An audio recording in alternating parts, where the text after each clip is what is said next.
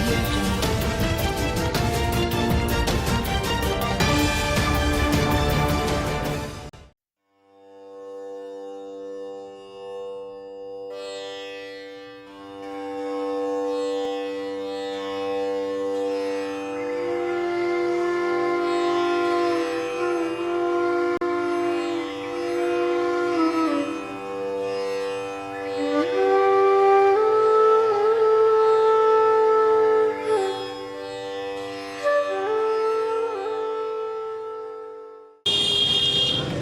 सतनाम साहेब बंदगी।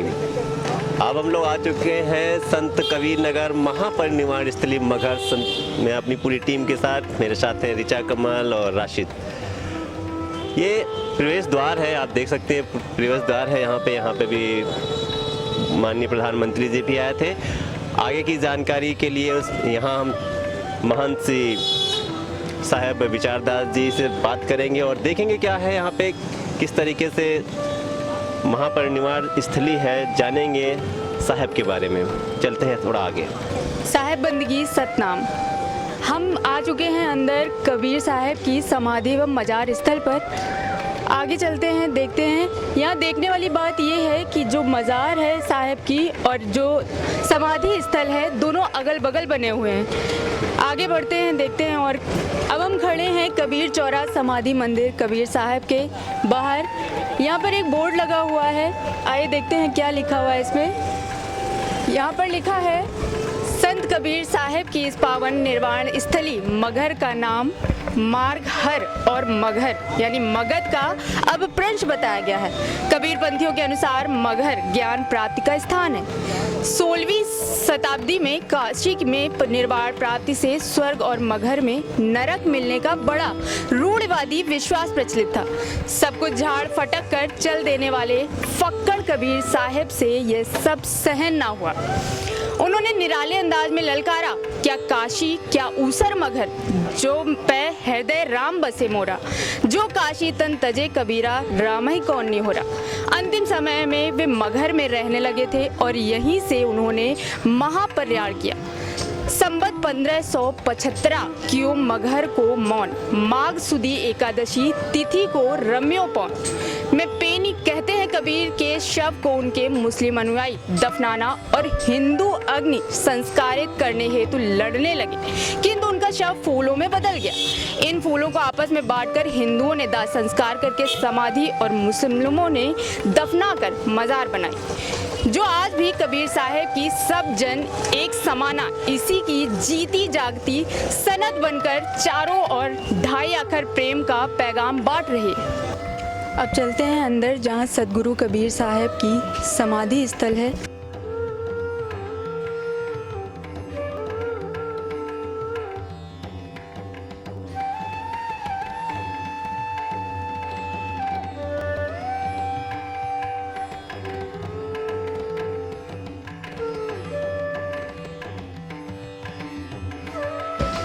यह सदगुरु कबीर साहब की समाधि स्थल है।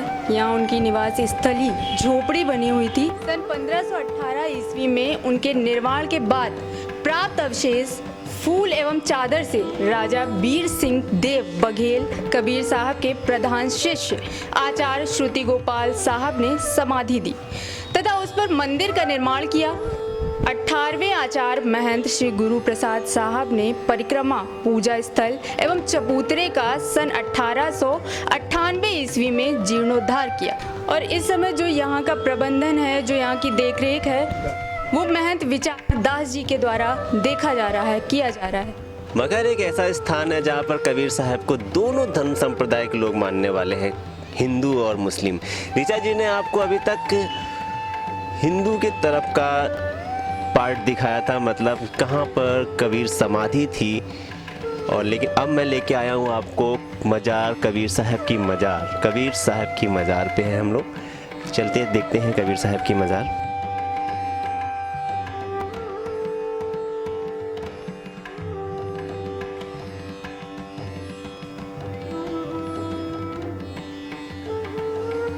आपने देखा कि ये कबीर साहब की मजार है। इससे पहले ऋचा जी ने आपको कबीर साहब की समाधि दिखाई थी।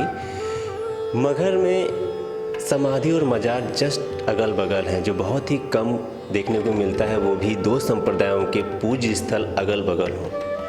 बात करते हैं, अपना परिचय दे दीजिएगा। ये मैं अरविंदा शास्त्री, कबीर चौड़ समाधि मंदिर। मैं खादिम हुसैन अंसारी यहाँ का पुश्तैनी मुतवल्ली हूँ। यहाँ के मजार का देख रेख मैं ही करता हूँ। कभी ऐसा हुआ नहीं झगड़ा यहाँ पे ऐसा है कि नहीं कबीर साहब हमारे हैं, कबीर साहब हमारे हैं, इधर समाधि उधर मजार? कुछ बताइए हमको डॉक्यूमेंट्री में, ये बताइए कि कैसे ये दो जगह स्थापित हुए, वहाँ और यहाँ। क्योंकि कबीर साहब सभी धर्मों को मानते थे। कबीर साहब का धर्म था मानव धर्म और मानवता के पुजारी थे। कबीर साहब मानव थे, किसी भी जात धर्म मजहब से इनका कोई ताल्लुक नहीं था। जो भी किसी भी धर्म में रूढ़वादिता थी, बुराइयां थी, उसको हमेशा नकारे और जो भी इंसानियत का पाठ पढ़ाए वो कबीर साहब ही पढ़ाए। कहा जाता है कि अपने मृत्यु के समय वो काशी छोड़ के मगहर आए थे, तो वो फूल वाला क्या है कि फूल की एक कुछ कहानी थी, है उसके लिए बोलते हैं यहाँ पे बिजली खा पठान जो नवाब थे, इनका राज रहता है। यहाँ अकाल पड़ा रहता है, सूखा, पेड़ पशु सूखे रहते हैं, अकाल पड़े रहते हैं, तो इनके समस्या रहती है, पानी बारिश नहीं होती है। तो ये इनके जो कार्यकाल थे, इनके जो जनता, तो इन्हें काफ़ी दुख हुआ था, पानी नहीं है, खेती नहीं होती थी, तो मगहर में तो बिजली खा पठान बहुत चिंतित थे। तो कबीर साहब, किसी ने संत ने बताया कि अगर कबीर साहब मगहर आ जाते हैं तो समस्या दूर हो जाएगी। तो बिजली खा पठान जाते हैं कबीर साहब के काशी में, और काशी में जाके कबीर साहब से निवेदन करते हैं, विनती करते हैं कि साहब हमारे राज्य में अकाल पड़ा हुआ है, बारिश नहीं हो रही है, आपके महिमा मैंने सुन रखा है। तो कबीर साहब ने कहा कि अगर हमारे चलने से समस्या दूर होगी तो हम चलते हैं। और पहले काशी में कहावत रहता है कि जो काशी मरता उनको मुक्ति मिलती है। तो कबीर साहब ने पाखंडों को तोड़ने के लिए उन्होंने कहा कि हम मगहर चलेंगे और वहीं पे हम शरीर को छोड़ेंगे।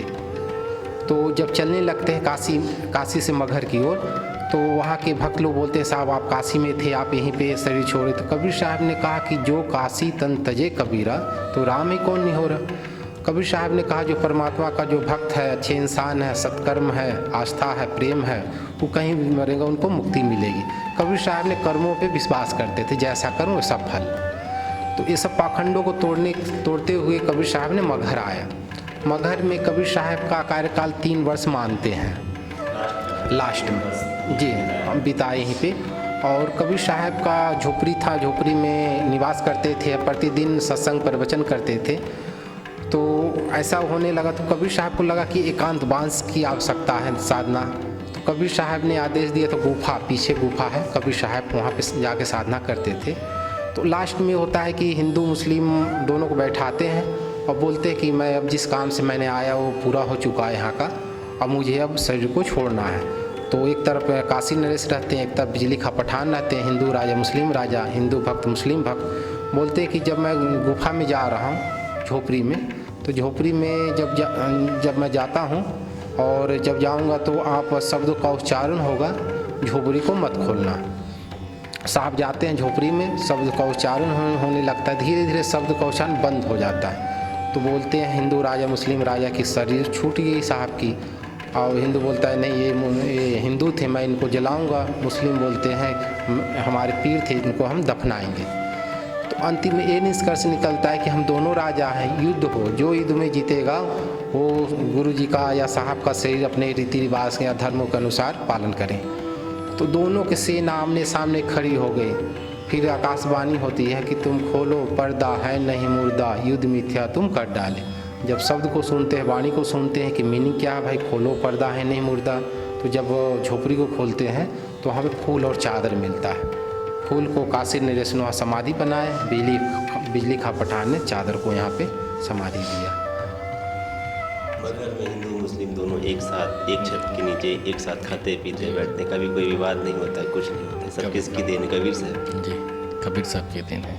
मगहर में जब परिनिर्माण हुआ तो इसके बाद अब कोई मान्यता नहीं है ना कि मगहर नरक का द्वार है, स्वर्ग का द्वार हो गया। मार्ग हरि था ये, ये हरी नाम का था मार्ग हरी था। यहाँ से कबीर साहब ने सिद्ध किया कि हरी तक रास्ता यही मगहर से जाएगा, क्योंकि कबीर साहब यहाँ आए और कबीर साहब ने एकता के बनाने के लिए फूल बन गए। एक फूल की समाज बना गई, एक फूल की मजार बना गई। क्योंकि चादर की बात जो कही जा रही है, जब शरीर चादर से ढकी जाएगी तो फूल के बाद चादर मिलेगी ही, लेकिन फूल बांटा जाएगा ना कि शरीर बांटा जाएगा। शरीर को लोग बांटे उस समय, चादर और फूल नहीं बांटे।